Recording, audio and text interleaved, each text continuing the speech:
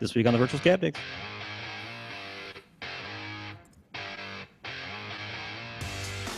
Bob fondles his conceptual confefe.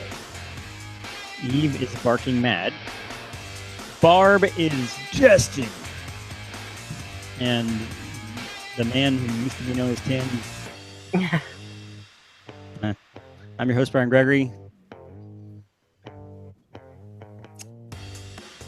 And I was going to make a cafefe joke, and I just don't feel like it right now. It's just... I'm just cafefe'd out. Yeah, it's been all day nonstop. I haven't been reading a lot of the jokes because it seemed to me like I was kind of busy today, cleaning up after the giant dog. And I thought that if I just even tried, if I went on Twitter or searched, it was going to be a rabbit hole.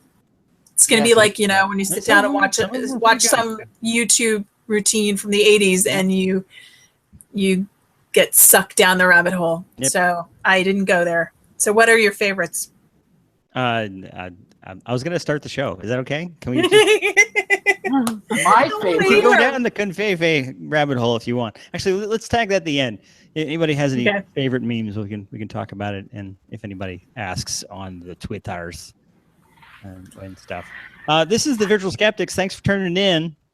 Turning to confefe.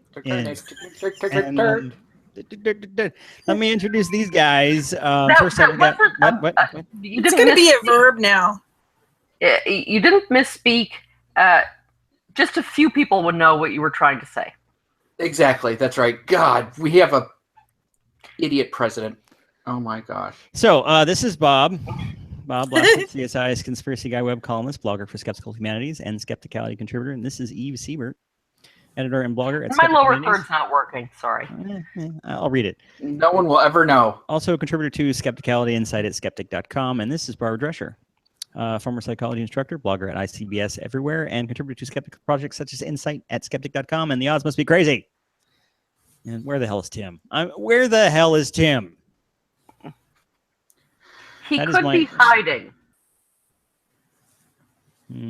Probably not, though. No, I don't see him. Yeah. No. Okay. Well, if you're watching and you see Tim, tweet with the hashtag Virtual Skeptics, or if you would want to, get their attention on Twitter, you can use the hashtag Virtual Skeptics. There's also this YouTube chat thing, which I like because I like the interaction. I'm usually making sarcastic comments on it all during the show. If you are on there like Pierre Cloutier, which I have no idea if that's the right way to pronounce his name, but I'm going to do that no matter what because I don't know any better.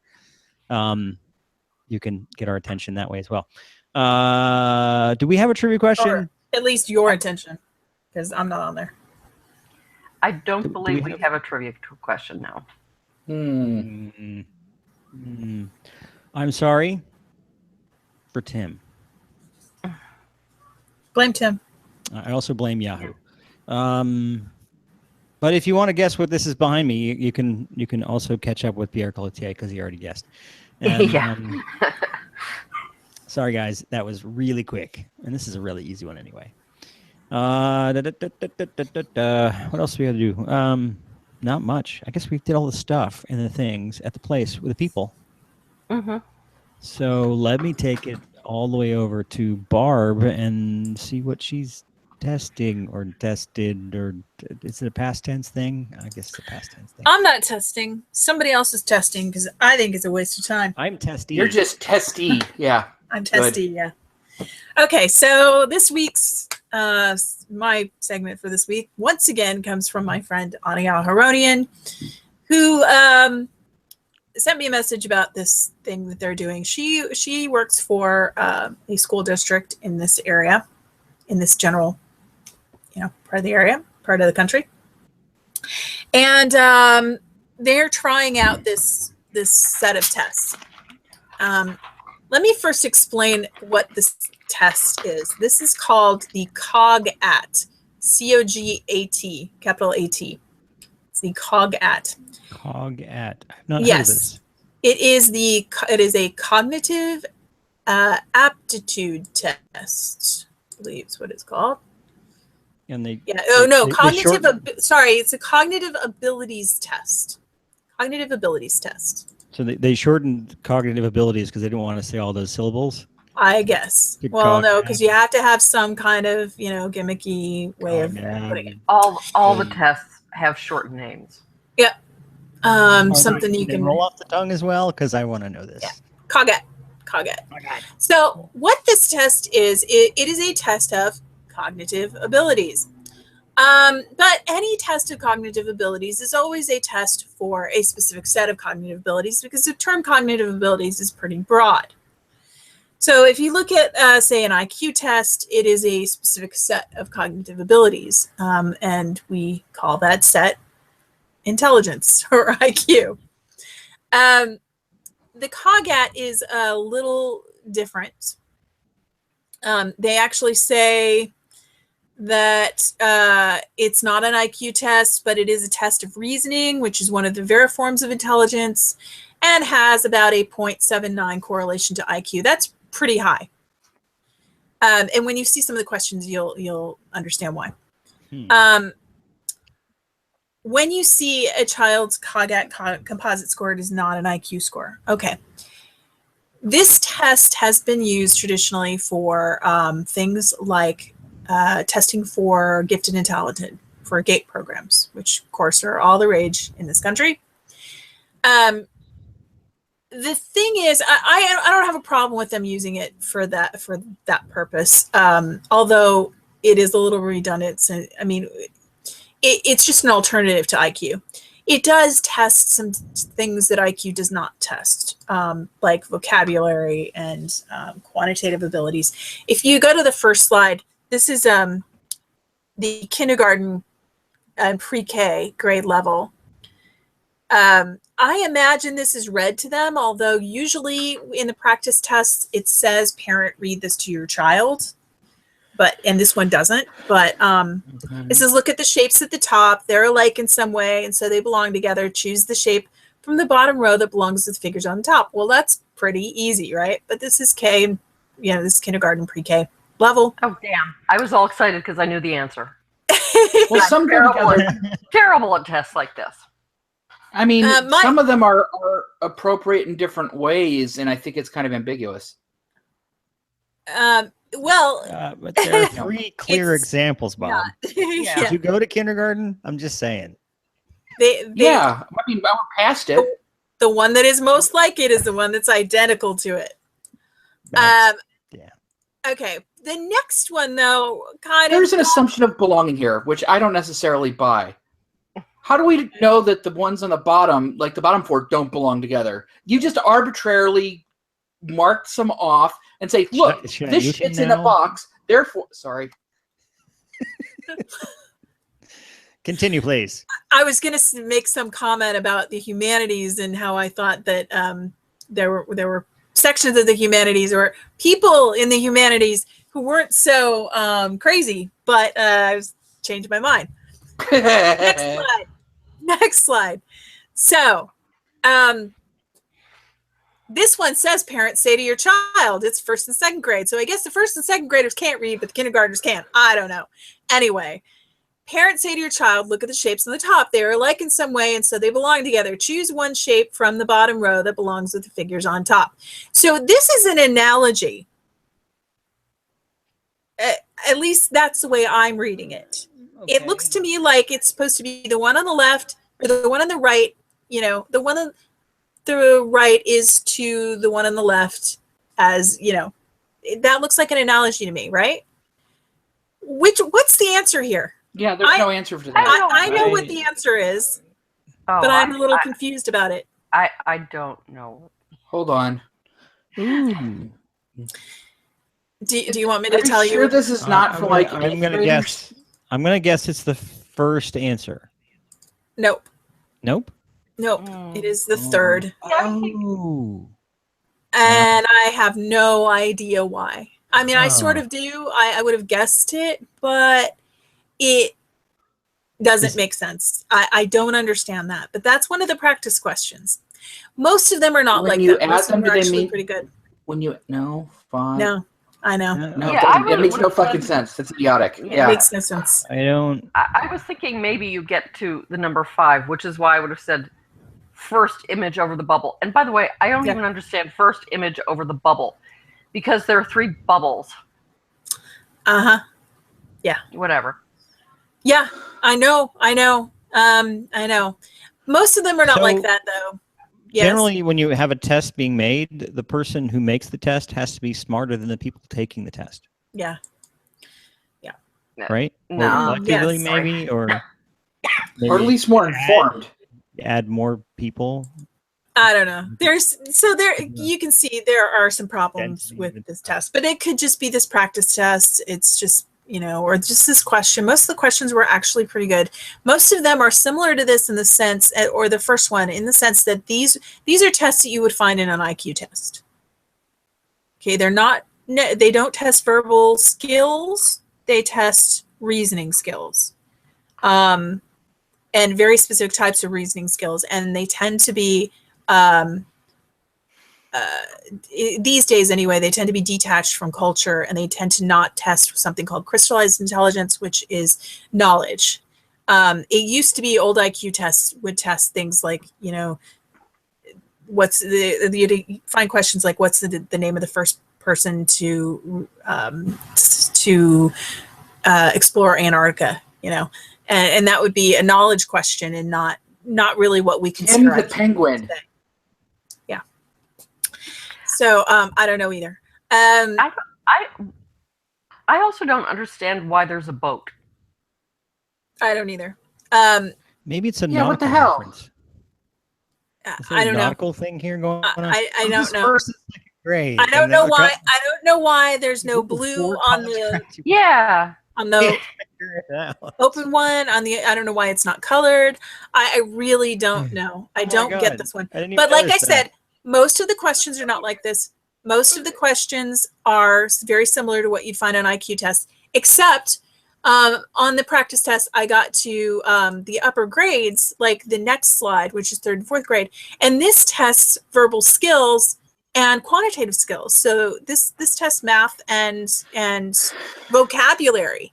So the first of these 3 words are alike in some way: alarm, horror, and revulsion. Choose one word from the answer selections of 5 that goes with the first 3 words in the same way. So this would test your reasoning skills, but it also you can't test the reasoning skills unless they have the vocabulary.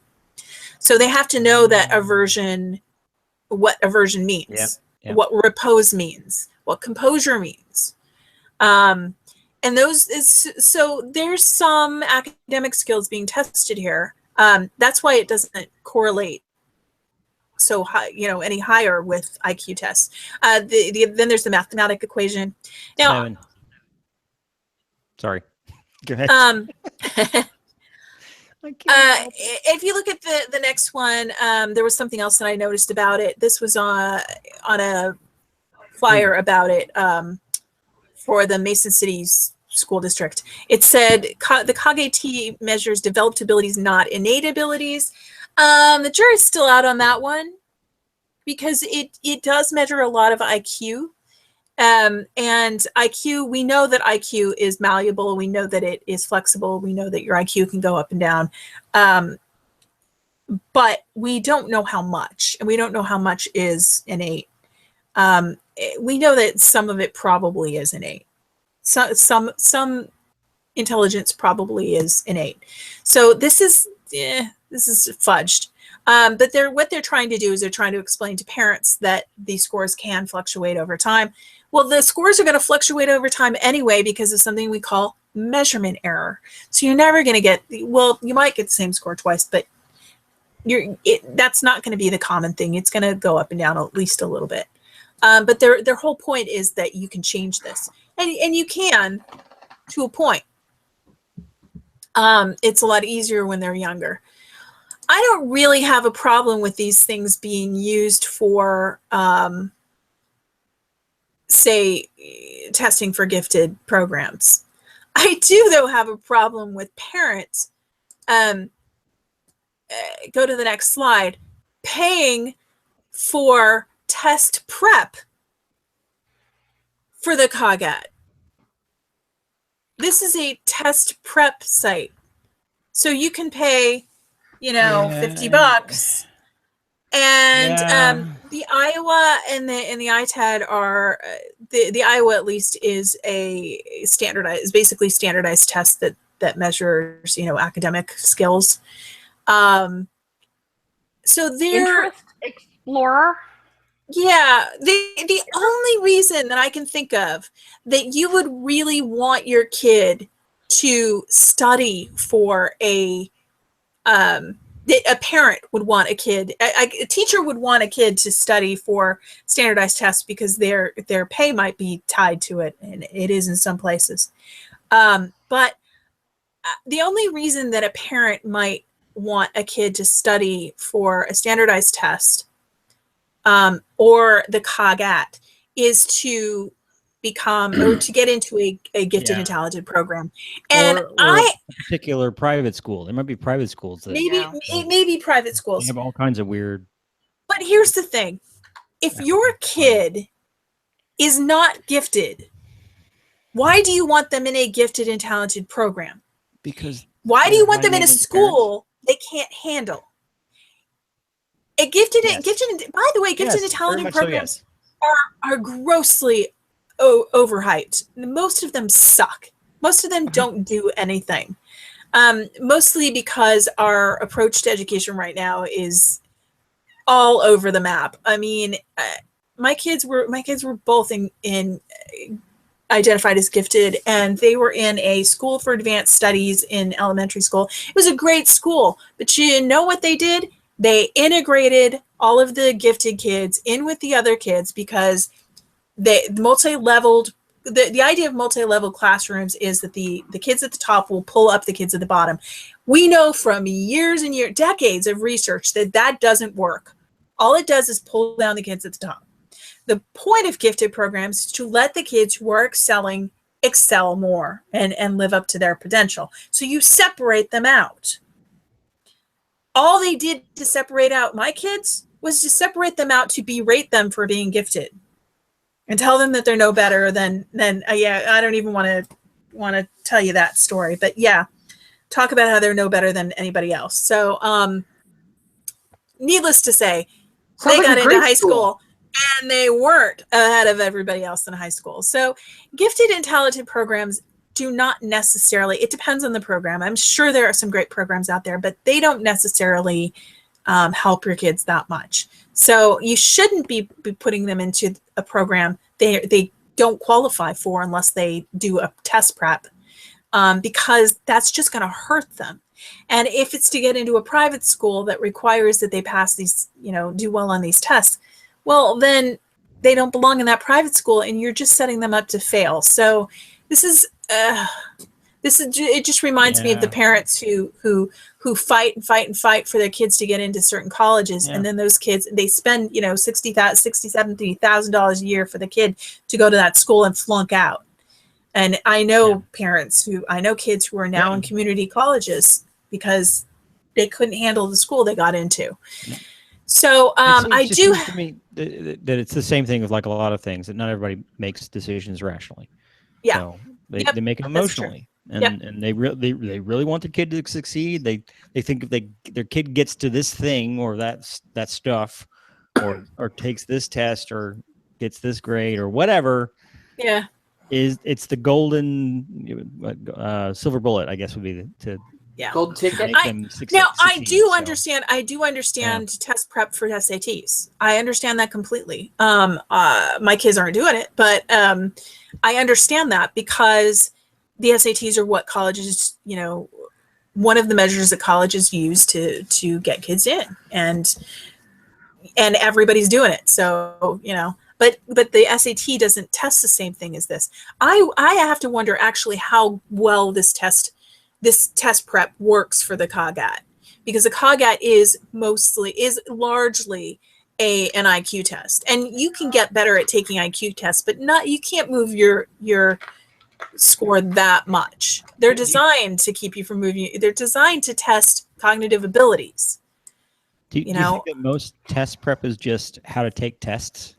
Yeah, and with some tests it helps a lot. That's one of the reasons why they changed the SAT. That's why you have to keep changing tests. Oh, once I in a thought it while was if you to want make them. my life so much harder. I'm sorry. No. But to some extent, they changed it back. Yeah, well, Mhm. and Yeah. you have to keep changing tests, or people are going to adapt to it, and then you run out of things that you can use, and it's hard to make a test. It's hard to make a test that actually tests what you're looking for. So once you've made one and then people have adapted to it, what the hell do? You start from scratch again? I don't know what the answer is, but there's more to this. This is not this isn't, this doesn't make the test bullshit. The fact that the fact that people, do to pay for test prep to try to do better on it. That's one use of it. It seems, though, that wasn't making them enough money, and they found another market for it. And the market for it is to sell it to teachers. Yeah. So they're selling it to teachers as a way of individualizing instruction. Oh, shit. Now,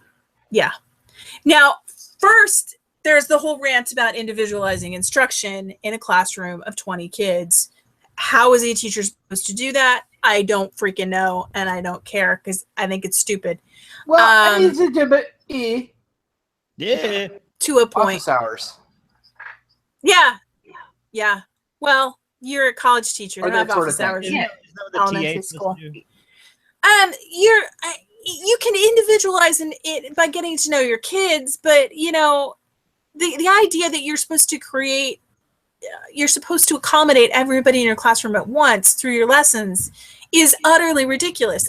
And it's what they did here, though. It's what they try to tell you. I'm gonna get off that individualization rant and talk about what's supposed to tell them about the individual.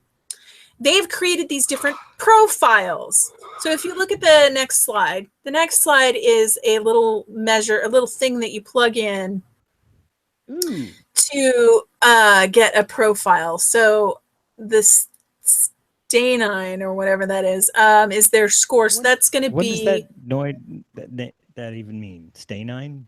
I don't know. Kufefe? But that's going to be low performance to high performance.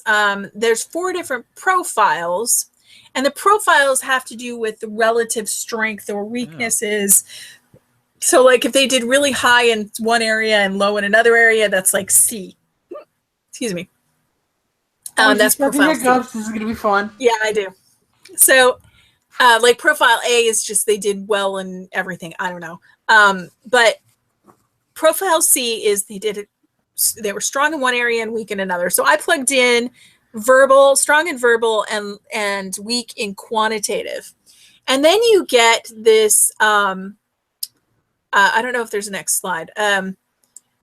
You get this profile. Okay. The profile tells you characteristics of students with these profiles. And that's pretty straightforward. Students who show these profiles are generally good students. On achievement tests, they typically show higher than expected scores on most verbal subsets, and especially on the vocabulary subtest. However, at the elementary level, these students also have lower than expected scores on math computation subtest. Of course, because that's exactly what this says. High verbal, low computation.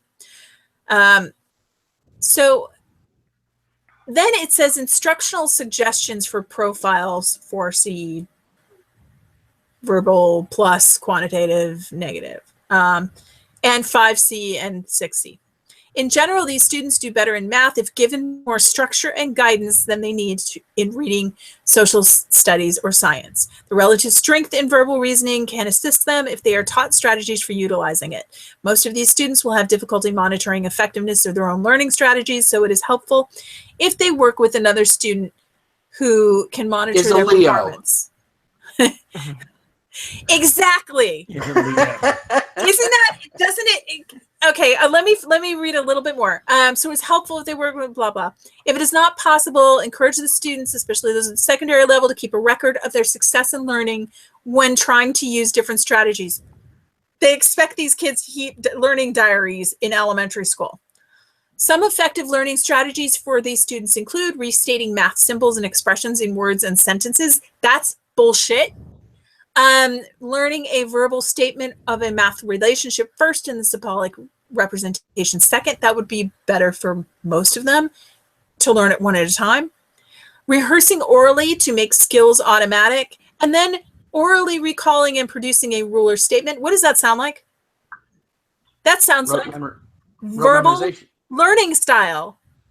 Oh, shit. Preparing drawings or models of problems, explicitly labeling features that are known and must be determined. No, that just taxes working memory. So, yeah, all these profiles, some of the profiles, they read like gobbledygook. I mean, they read like an academic journal article in an obscure, field, or like gender studies or something where they use a bunch of words that most of us don't use. Wait. Did you just check yourself before you wreck yourself, Barb? I'm just saying they use a lot of. I'm not saying that there was anything wrong with them using terms. I'm talking about jargon in fields that the rest of us don't use those words. The problem is biology or psychology would also work. Yes, it would. Okay. Well, just check. I'm talking about gender studies. I don't know those words, so to me, it sounds like gobbledygook. But yes, it sounds like jargon. Unfortunately, it's education, and I don't recognize the jargon. So I recognize it. It's not, they're not like bizarre words. They just use them in sentences so that it loses some of its meaning. And it's only in some of the profiles. So the one I read was not that bad.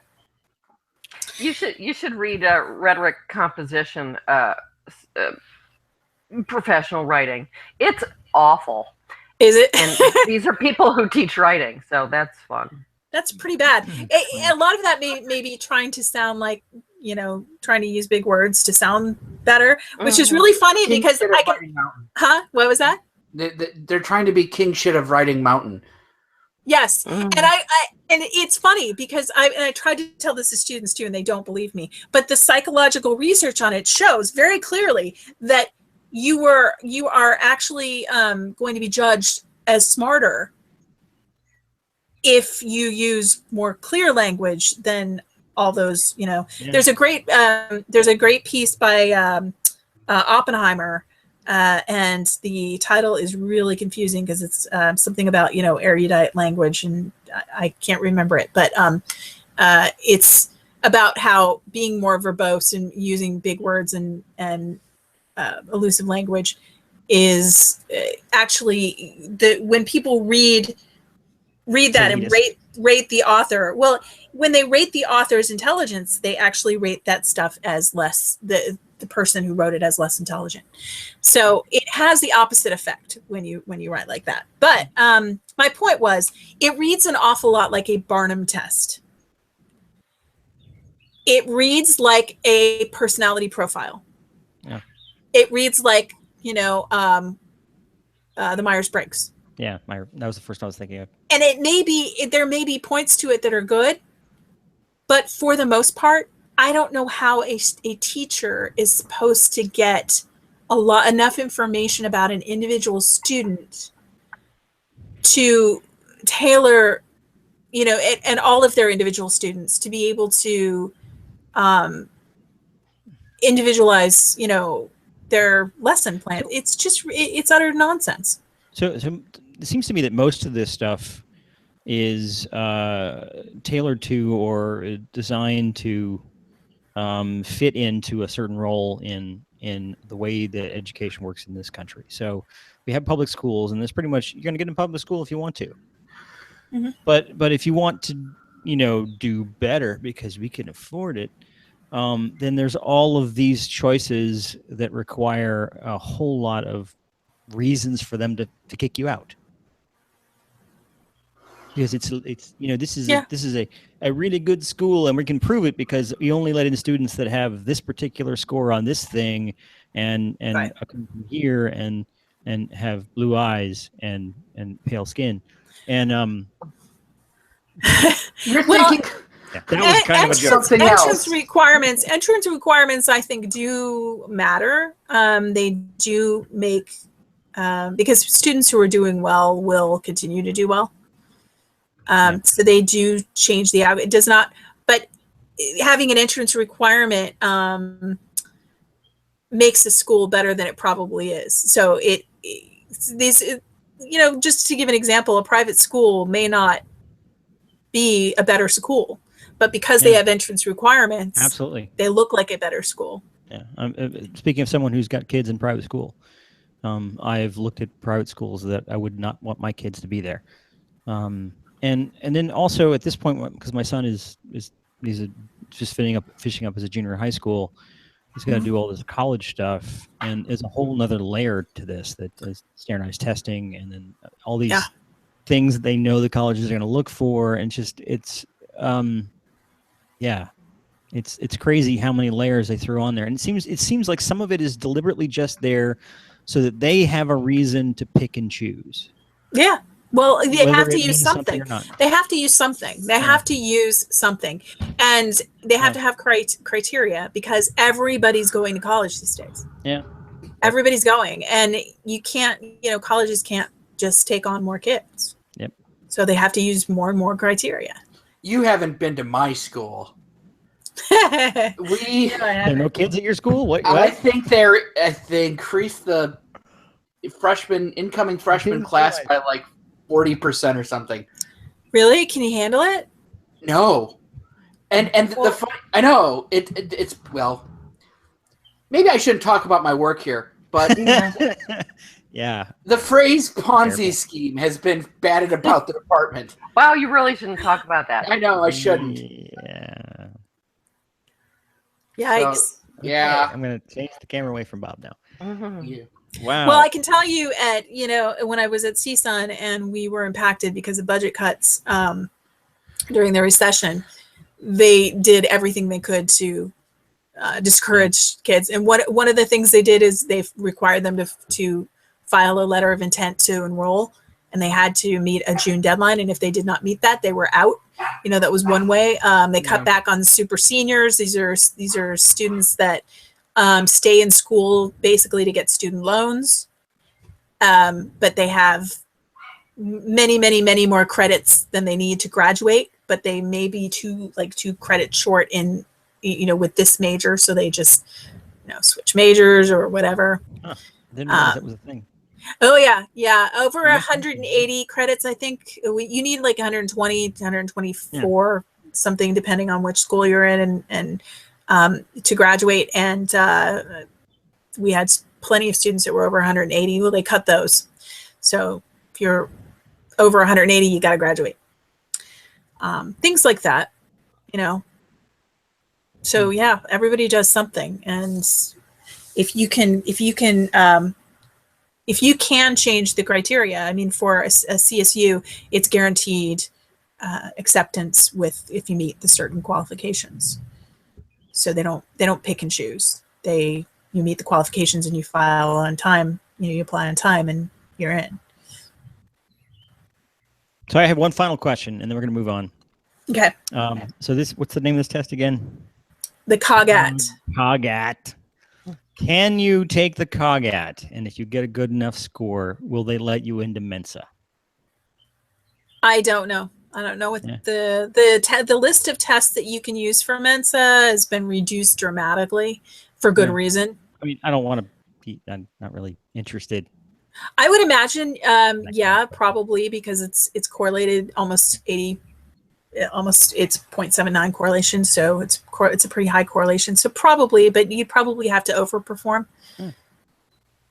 So if you want your kids to be in Mensa and be in one of the dullest clubs ever, or you could just I know take a Mensa test. They actually offer the test. So moving right along. Thanks, Barb. That was good conversation. That was really interesting.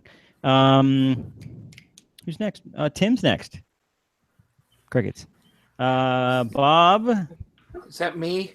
Yeah. No, the other Bob.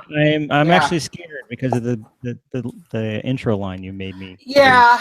Well, I just wanted to humiliate you. It's kind of what I'm known for. Well, I know that's what your task is. Yeah. So, kind of I don't have any slides this week. Peter Boghossian and some other guy named Lindsay. Yeah. Is it Lynn? Yes. James Lindsay.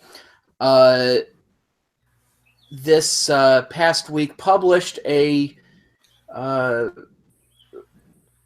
article under the names Peter Boyle and Jamie Lindsay in the journal Cogent Social Sciences.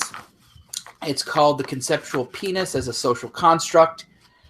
It's actually kind of funny in some places. Yeah. As satire, it might be funny. But then they took when it was finally published at the journal's open access website, they released at skeptic.com an expose of what they had done, saying that it was a hoax and blah, blah, blah. Look at what a joke gender studies is.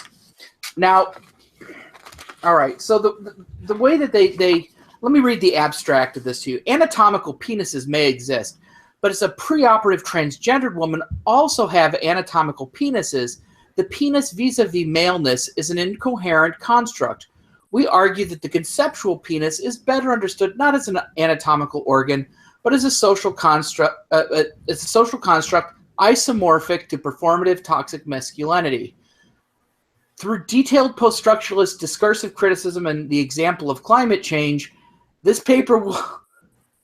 I like the climate change bit. Okay, this paper will challenge the prevailing and damaging social trope that penises are best understood as a male sexual organ and reassign it a more fitting role as a type of masculine performance. So, do you bite your thumb at me, sir? Sorry. He's biting his thumb at this paper. Yeah. Okay. There's a very lot. male thing to do. There's a lot to unpack. Yeah. Well, not really. Let me.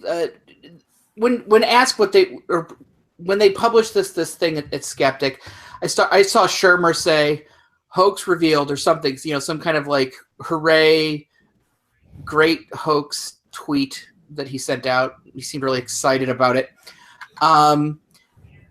Instantly worried because, you think of the Sokol hoax and how that's been used to undermine the humanities unjustly. I think the vast majority of scholarship in the humanities is evidence-based, is argumentative, and has real standards. And the Sokol hoax, people just use it to validate whatever it is they already believe about the humanities, it seems to me. Like, oh, well, if you can publish a joke article in a social text, well, then the humanities are crap. Yeah, a non-peer-reviewed journal. Whoops. But yeah, and I thought it was peer-reviewed. No, it is now, but it wasn't at the time. He was invited to. Did not know that. Right. And nobody does. And they said, "This is hardly written. Could you fix it?" And he said, "No." And they went, "All right." But I would like to point out, Bob and I have done skepticism and humanities panels at DragonCon, at TAM, several, and I think at every single one, someone has said, "But the Sokol hoax." It's like, but her emails. I know. I think what people just don't understand is that it just because there's some indication that there's some bad science out there, and there's tons of bad science. Tons. I make fun of crap in my own field all the time, and the stuff that gets published sometimes just makes me want to vomit. But that doesn't make the field bad or the study bad, and right. And I assume Bob has more to say with that regarding this prick paper. Okay, so yeah, when you read through the article, it's as published. It's full of long runs of gibberish, surprising and shocking exposés, and reimaginings of basic concepts, and it feels so hoaxy. I mean, it does. Its references are bad. It quotes the postmodernism generator, and what they were trying to prove, it looks like, and this is a quote: "We assumed that if we were merely clear in our moral implications that maleness is intrinsically bad and that the penis is somehow at the root of it, we could get the paper published in a respectable journal." But did they? No. No. What the first thing is that they went to a low-ranking peer-reviewed journal who rejected them and said, "Why don't you go to the self-publishing alternative, this open source, pay what you like journal that they had?" And so Don't forget to tip the editors. Yeah, no kidding. And so it wasn't even, if they really wanted to show that they could, they would have gone up the chain a little bit, instead of looking at something that I don't even think has a ranking, they would have moved up to a more prestigious journal, right? If it's so fucking easy, Yeah. move it up to a gender studies journal that's respectable and that would really mix things up. But they didn't. They had originally sent it to NORMA, the International Journal for Masculinity Studies. And they got an email from them in their rejection letter saying, "We feel that your manuscript will be well suited to our Cogent series, a multidisciplinary open journal platform for the rapid dissemination of peer-reviewed research across all disciplines." So the peer review that they got at NORMA seems to have carried through automatically through their system to this open source journal. And their interpretation of it is just bizarre because it's really like an unrepresentative sample. They say the publish of our hoax reveals two problems. One relates to the business model of pay to publish. I have no problems with that as being a problem, right? Mm-hmm. Open access journals. The other lies at the heart of academic fields like gender studies. No, it doesn't. This is one example in a in a pay to publish journal. It's not. In fact, it has nothing to do. I showed this to somebody who does gender studies at my school. They laughed their ass off. She's still laughing, I think, isn't she? Yes. Oxygen for her. It was terrible. Yeah. So they try to bolster the idea that that it is kind of the Cogent Social Sciences is, quote, a sham journal that accepted the conceptual penis simply to make money. They try to make it seem like that's not the case. It seems to me to be quite possibly the case.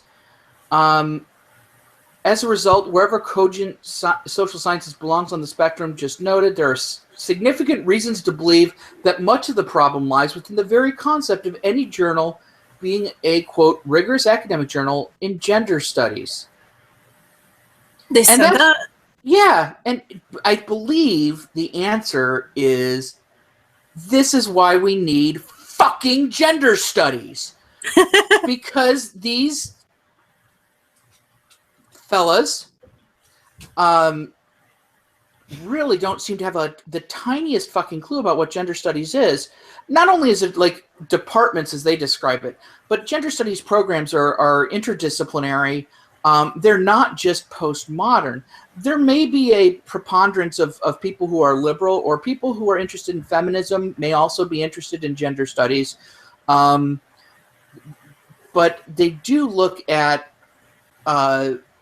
the ways in which we use gender and ideas of gender to structure society. And they do, to a large degree. And it can be revealing when you examine those positions, those assumptions critically. Things that you didn't even realize were assumptions. Yeah. So anyway, yeah, Eve? Yes. I'm just going to jump in because my story, which is short, is not entirely unrelated. I think we'll find. Are you just cutting this off right now? Oh, why did you said Eve? Oh no, I thought I heard you say something. So like, no. So another thing that said we intended to test the hypothesis. No, you were still going on. Okay. Yeah. We intended to test the hypothesis that flattery of the academic left's moral architecture in general, and of moral orthodoxy in gender studies in particular, is the overwhelming determiner of publication in an academic journal in the field. That is, we start to demonstrate that a desire for a certain moral view of the world to be validated could overcome the critical assessment required for legitimate scholarship. Particularly, we suspected that gender studies is crippled academically by an overriding, almost religious belief that maleness is the root of all evil. On the evidence, our suspicion was justified. I don't think so. Yeah.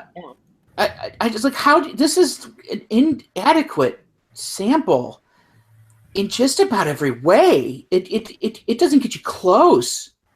You know, especially when it seems to be built on a misunderstanding of what gender studies is. And, what was it?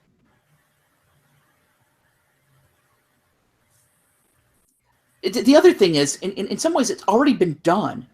I think if you're worried about postmodernism, that hoax has been done. And even that hoax doesn't get you as far as to say it's like, perhaps if you take a very intelligent mind and put it to a perhaps questionable pursuit, you may still get something really interesting out of it. You might get the writings of Aquinas, for instance, or, you know, you look at Derrida's on grammatology, which is kind of ironically, a foundational text in postmodernist thought. Post-structuralist.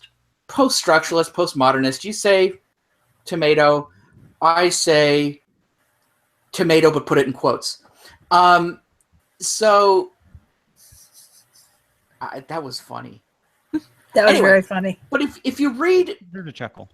Derrida, if you read on grammatology, you can learn something about German philosophy.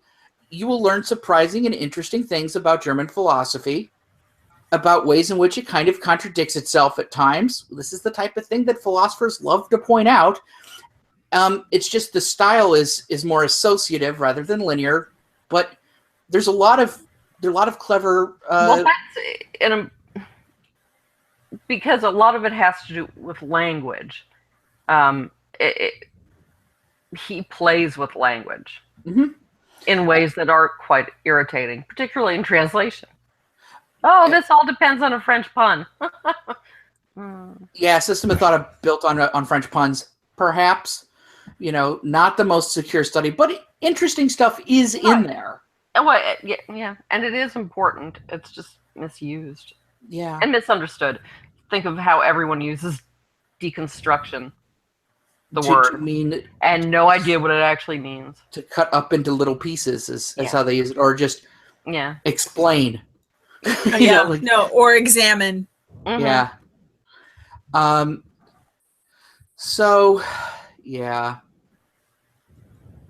So this bothered you? I thought it meant the opposite of construction. Yeah. So this bothered you, Bob? Another thing about Sokol is his explanation, although everyone forgets about it, was much more measured, and he talked about this doesn't invalidate all postmodernism, blah, blah, blah. And this explanation was not measured at all. It was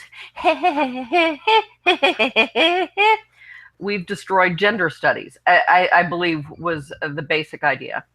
Seriously, the triumphalism seems to be a lot like it's a lot like Trump saying, you know, well, if we, you know, I won the anything that he says, like the popular vote too. Yeah, you know, it's just like anything that he says. I actually did not read any. I saw this pop up in my feed all over the place, and I purposefully did not read any of it. And it was also embraced by some of the usual suspects, like I think Sam Harris. Dawkins? Definitely, yes. Jerry Coyne, of course, of Why the Humanities Are to Evil, formerly known as Why Evolution is True. Yeah. Yeah, and it's just, this is why we're really concerned about the state of the not the state of the humanities itself, but the anti-intellectualism that the constant bashing of the humanities in scientific circles often that and in the general public at large. I mean, we're looking at now I understand that a lot of scientific programs look like the administration wants to cut them, but the NEA and the NEH both are meant to be excised from the budget. This does not help the intellectual posture of the nation. Let me couch this a little bit, and or at least push back a little bit. Okay.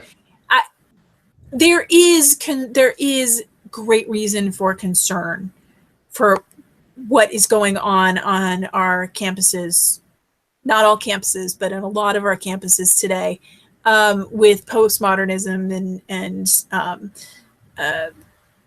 taking over the free speech issues, and that it is not the humanities' fault that it's being abused. Okay, it does not negate the field. It's sort of like well, I was going to use an analogy, but it's not really going to work. But there is a lot of concern, and that it's one of the reasons why we're in the mess that we're in politically. It's pushback from extreme. I won't call them liberal views because they're actually very illiberal, but they think they're liberal. They think they're ultra liberal views that seem to be born out of things like gender studies and so forth. So that's the general public's view of what's going on, and that's what a lot of people outside of the fields see. They don't see the real stuff. They're not sitting in a classroom in a good gender studies department getting the education that they need. I mean, I had some women's studies, courses when I was an undergrad, and they were fantastic. But that one of the things that I would in my rebutting to your pushing back, it's I haven't seen good evidence that this is the standard on campuses. Every so often, weekly, something happens where Milo tries to show up on campus, and he's a fucking awful person. Let's not make any bones about it. I'm not just talking about that, though. I mean, I just posted something on Facebook today that I found very concerning, where basically there's a group that every year held a day of absence where people of color met. Yeah, I read left that, campus, and he blamed the humanities without offering any actual evidence. He did not blame the humanities. I did not. I didn't get that from the article. He did, because he said the president stacked the deck with people from the humanities. And he said there was a war between the sciences and the humanities. He was specifically talking about a brand of postmodernism. He specifically mentioned that it leaned very postmodernism, and that was even in philosophy departments, postmodernism has been basically expelled because of its vacuousness. And yet, look what happened on his campus. He also didn't provide any evidence that it was postmodernism was to blame. Yeah, but what do you? It's the whole view. It's the viewpoint that was expressed. The viewpoint that was expressed was he's a racist because he didn't think that people should be asked to leave campus. But that's not postmodern. Well, no, but it is that's political correctness. True, but it is that. But yeah, no, but and I hate seeing those types of stories. I hate seeing boneheaded. But I also don't like seeing them as kind of a fill-in for the humanities as a whole. It'd be like judging your Christian neighbor based on shit Ken Ham says. You know, I mean, it's the loudest people are the ones who are going to be recognizing, are the ones who are going to be speaking, and are the ones who are going to try to find themselves cameras, and they're going to be the ones who get into fights, and those are the things that are going to attract attention.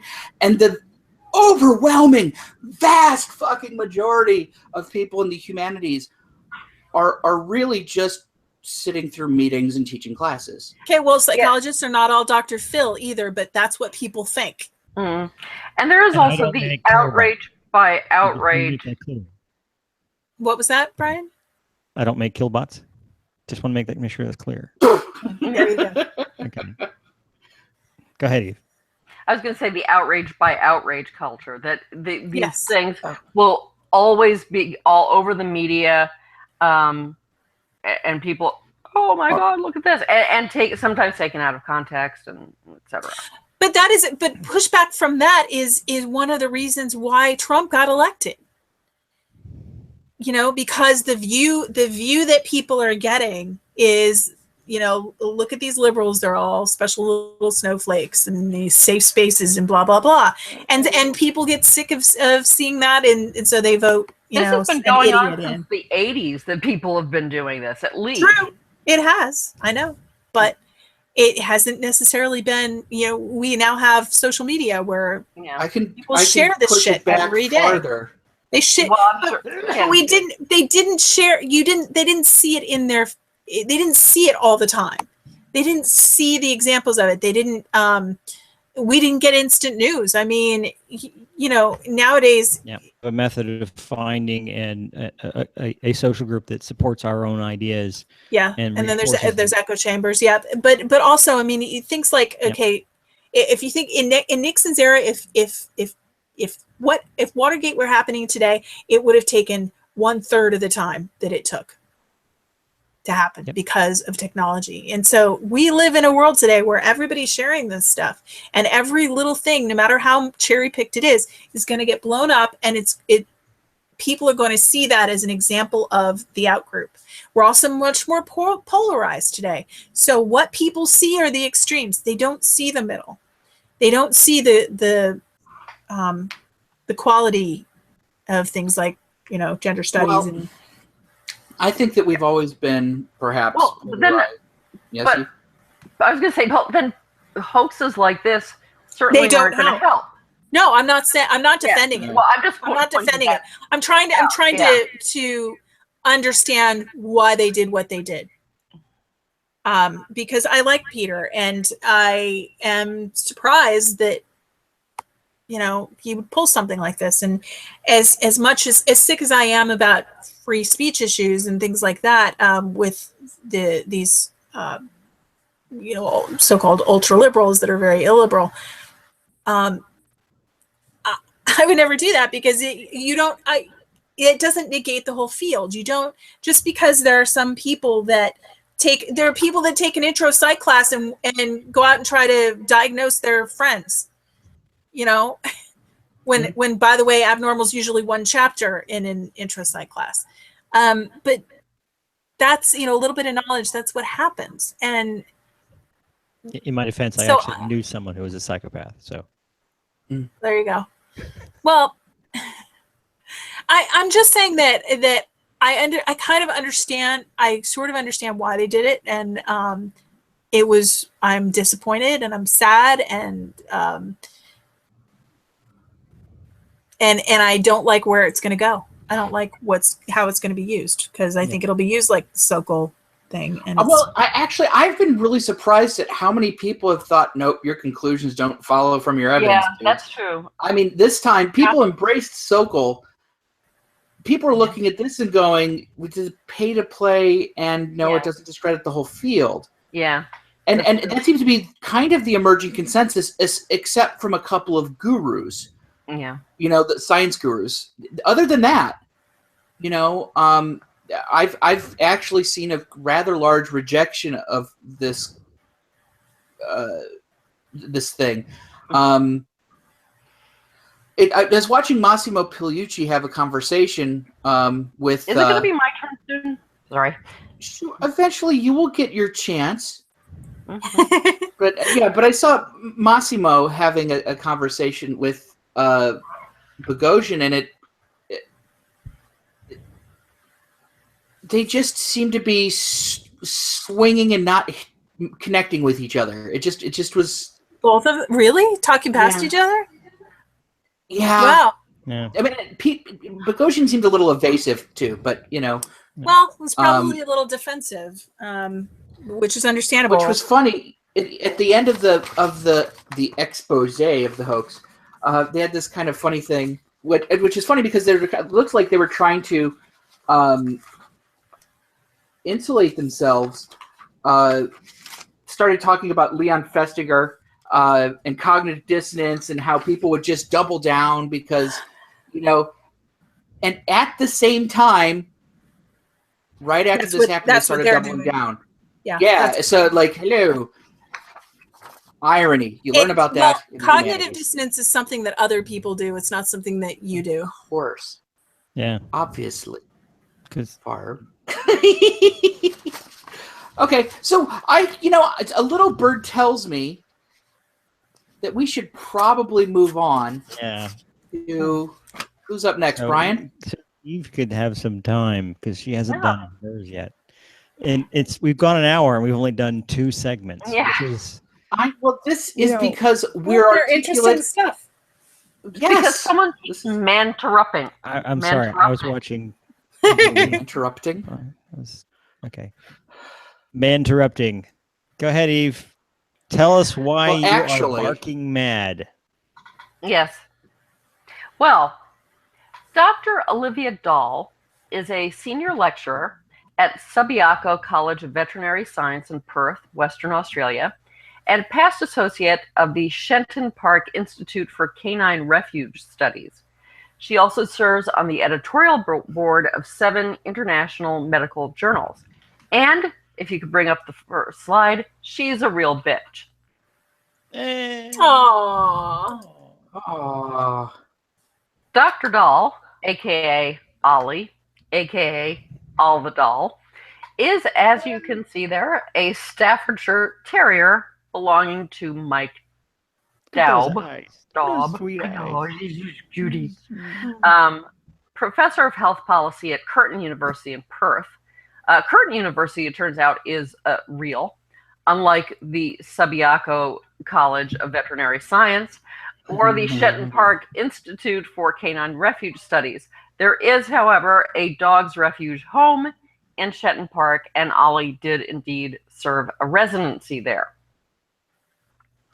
While her academic qualifications may be fake, she is actually on those editorial boards, though possibly not for much longer. Daub initially made Ollie into Dr. Olivia Dahl as a joke, but he ended up using the ruse to expose predatory journals. He gave Ollie impressive credentials. Because she's a Staffordshire Terrier, her bachelor degree is from the Staffordshire College of Territorial Science. Her doctoral dissertation was titled Canine Responses to Avian Proximity. Was Dr. Doolittle her awesome. dissertation director? Yeah. Her research interests include the benefits of abdominal massage for medium-sized canines, relationships between Doberman Pinschers and Staffordshire Terriers in domestic environments, the role of domestic canines in promoting optimal mental health in aging males, and the impact of skateboards on canine ambulation. To be fair, she actually does have practical experience in all those areas. Sounds like her professional photo, however, is a bit more dubious. If you could bring up the next slide. And is a master of disguise. That is not her. Oh. That is actually Kylie Minogue in glasses. Oh my God, the Clark Kent effect is complete. Dobb notes that Ollie is not the first to expose predatory journals, but she is the first dog to do so. He says these journals are not real journals. Excuse me. These people say, send us your paper and we will publish you. And for young academics, there is pressure to publish, and this looks great. The publications themselves usually have wonderful phrasing like, there is no publication cost, but there is a processing cost, which can be over $3,000. Oh, possibly Australian dollars. I don't know what that is in real money. It's about the same. Ollie was added to the editorial boards of EC Pulmonary and Respiratory Medicine, Journal of Community Medicine and Public Health Care, Journal of Tobacco-Stimulated Diseases, Journal of Alcohol and Drug Abuse / Alzheimer's and Parkinsonism Research and Therapy, Journal of Psychiatry and Mental Disorders, and Austin Addiction Sciences. She was also made an associate editor of Global Journal of Addiction and Rehabilitation Medicine. She's been asked to write editorials and has been sent at least one paper to review. All her experience with avians and skateboarders probably does not qualify her to assess the merits of malignant peripheral nerve sheath tumors and their management, which is what she was sent to review. People, of course, are aware of the problems of predatory science journals. As Dobb says, they've been exposed before. Everyone also knows that real respected journals have sometimes published fraudulent papers. Most famously, The Lancet published Andrew Wakefield's nonsense, a paper that caused actual deaths of actual human beings. Still, no one is condemning entire fields of study or all of the sciences based on these known problems. And yet people are, as we pointed out, happy to do that with the humanities and social sciences based on the Sokol hoax and that prick paper. And that's all I've got. Short. That was short. Very nice. Yeah. Mm-hmm. I said it was. We could have easily gone for another 20 minutes, Eve. No. I know. God, no.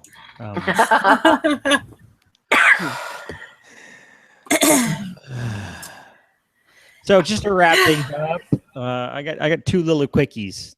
Yeah. I just want to show them because there's so much frustration and just stress that I thought I would turn it around this week and do a couple of robotic things that are trying to beat the stress, trying to make us feel better. Now, the first one, Bob sent me this earlier, but it's in the Guardian, and let me hit slide up. So this is actually a better video than the Guardian used. This and wow, that's good.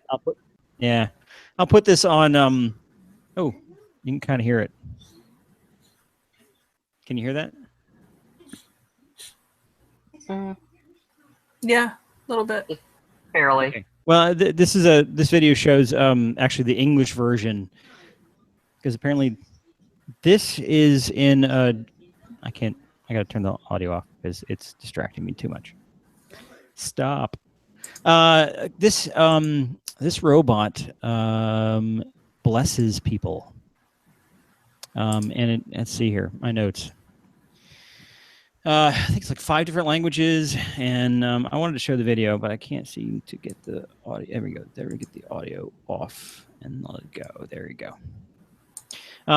You can touch the screen and ask for whether you want a male voice or a female voice, what language you speak, and what kind of blessing you want, and it raises its hands. The Catholic version doesn't let you have a female voice. Yeah, I'm just saying. Its hands glow, and it says God bless you and some other stuff. I don't remember. May the Lord turn His face to you. And so, I mean, in my opinion, this is a good use of technology that it reinforces the humanity and our. I hope it doesn't give hugs, because Like if it is the Catholic version, they've had problems with that before. I know it's Yeah. So this But is this is Wittenberg, right? Yeah, Wittenberg. Which is where Lutheranism was invented. Yes, and it's actually this is supposed to commemorate the anniversary of the Reformation. So Cool. yeah, Yeah, this is I heard it's supposed to make people think about the future of religion and how it may possibly express itself. And Anyone feel Luther spinning in his grave? Because I don't. that would be hilarious. Well, the guy, one of the docents or volunteers at this particular church, made the interesting, observation about how technology has influenced how people worship, and saying that the availability of print back in Luther's day, meant that his ideas were spread very quickly, and now we have pre-recorded masses, and he asked kind of rhetorically, are the blessings any less valid for the faithful because they were repeated on a tape? And probably most believers would say probably not. Nope. And so yeah. Yep, I just thought it was kind of odd. Personally, I worship the robot devil, but that's just me. That's true. He's much more fun to hang out with. Yes, and he's a better fiddler. All the alcohol you can drink. Worried is that guy. This next one is just if you're not really in the religion thing, this is more of a Zen robot thing, and I'm just going to start this video going. This is our friends at ETH Zurich who do a lot of interesting research robotics. This is a system using an off-the-shelf arm, an off-the-shelf gripper, and some optical sensors. And what it does is it maps rocks and tries to stack them.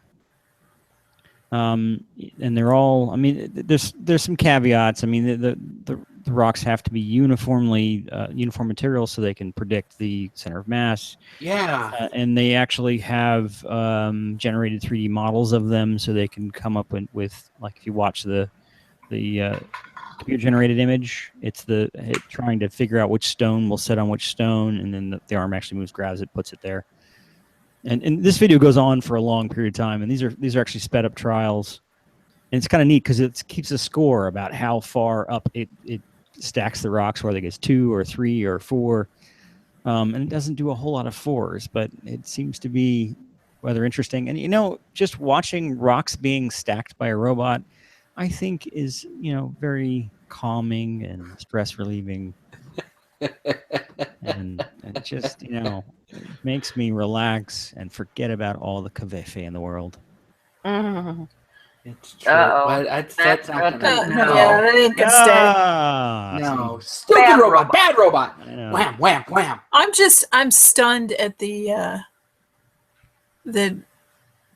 progress that we've made in the last 20 years with robotics. It's just amazing. So on the negative side, there's I'll put this link up as well. There's a website you can go to and type in your career. You type your career and find out how likely it is to be automated by a robot soon. So that's the one downer. Anyway. That is really kind of calming, isn't it? It is. Look at that. You got 4 on that one. Yay! We took a robot.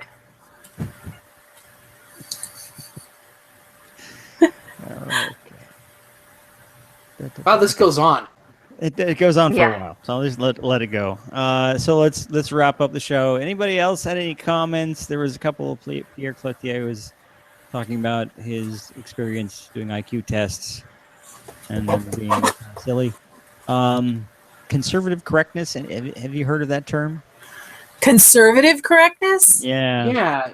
I have. I've heard of the concept, but political correctness cuts both ways. If there are some things that are socially sanctioned for the reasons of political convention, people on the left have it, but oh my God, do people on the right have it as well? I mean, God forbid you don't stand during the anthem.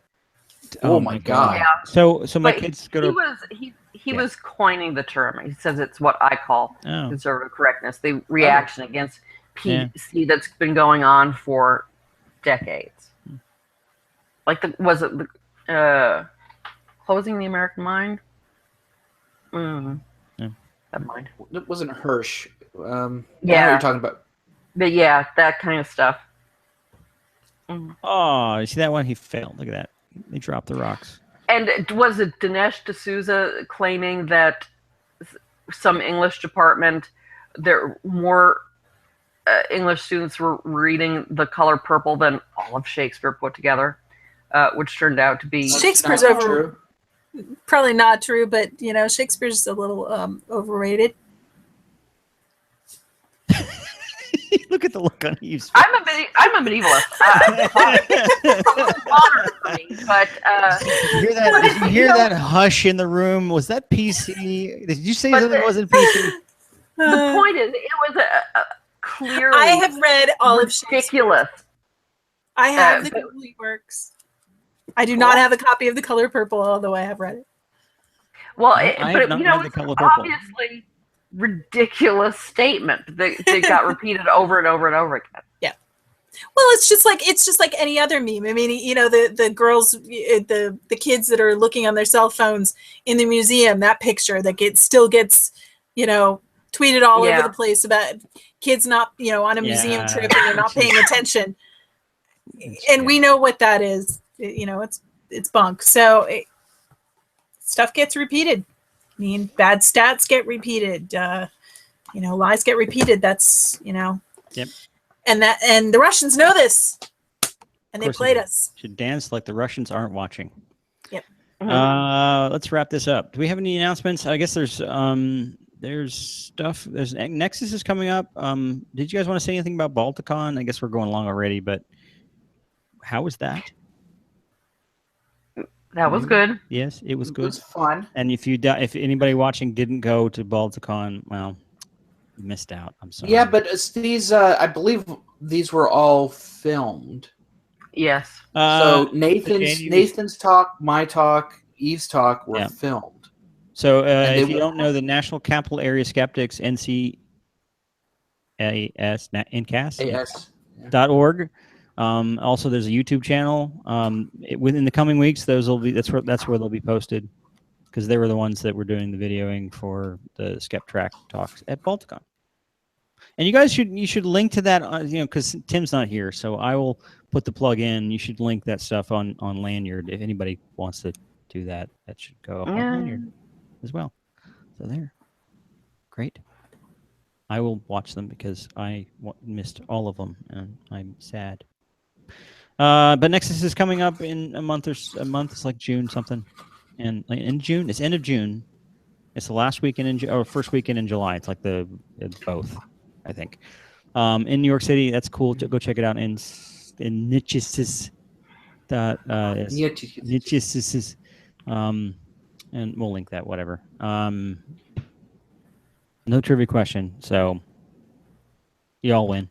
And I'm sorry, before I even announced it, the movie behind me was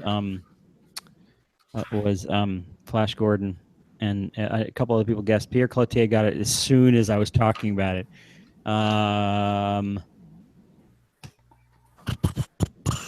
I can't read his handle anymore. It's the Crazy Dwarf on Twitter.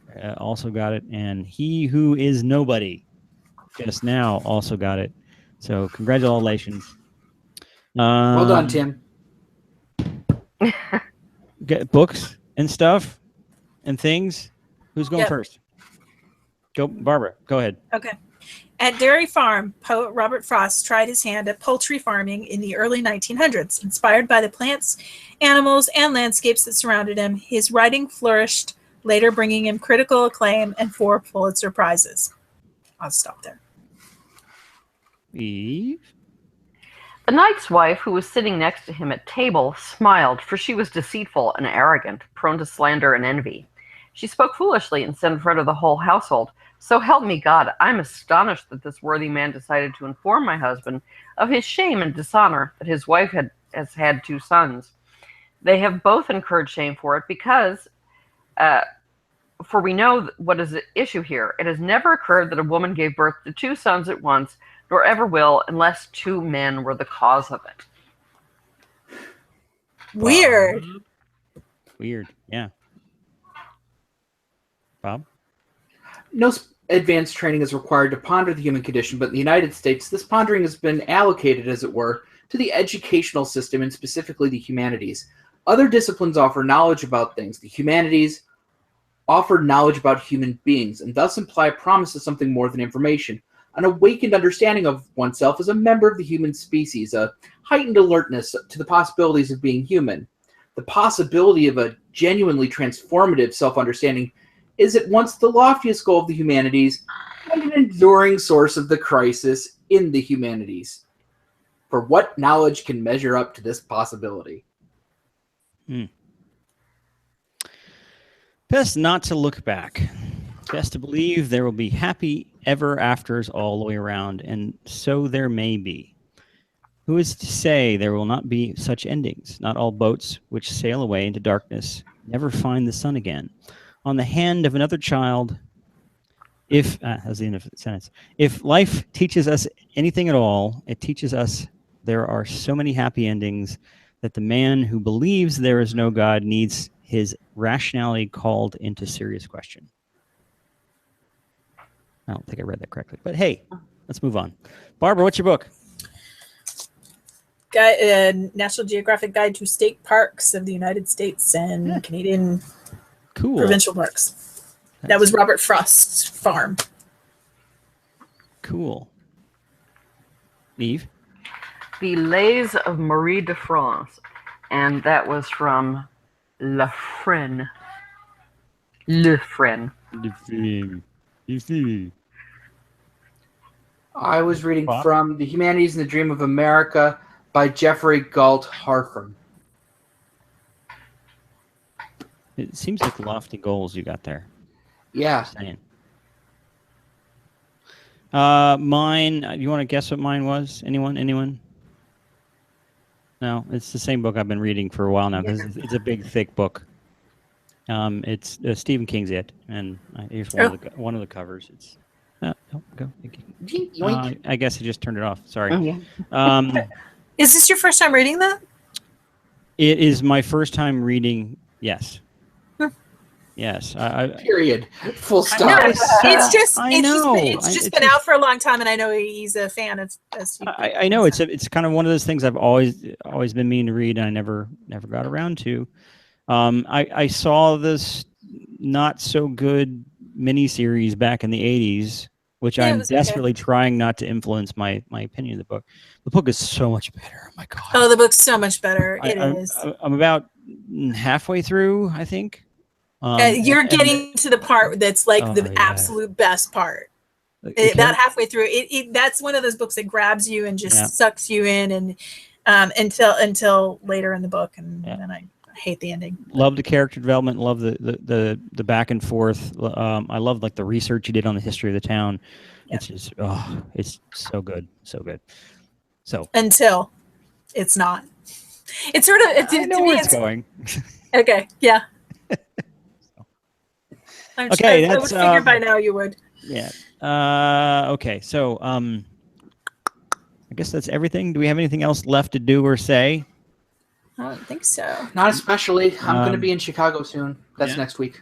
Yeah, for a thing and stuff. I'm going to be at the AMA archives researching again. Oh. Ooh, fun.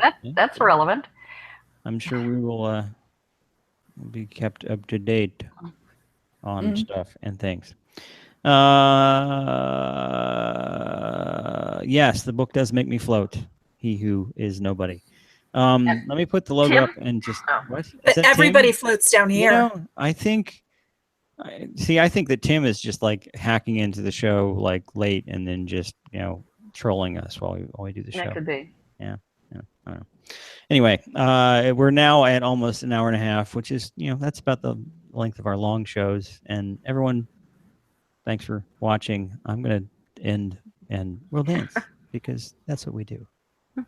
There's the logo.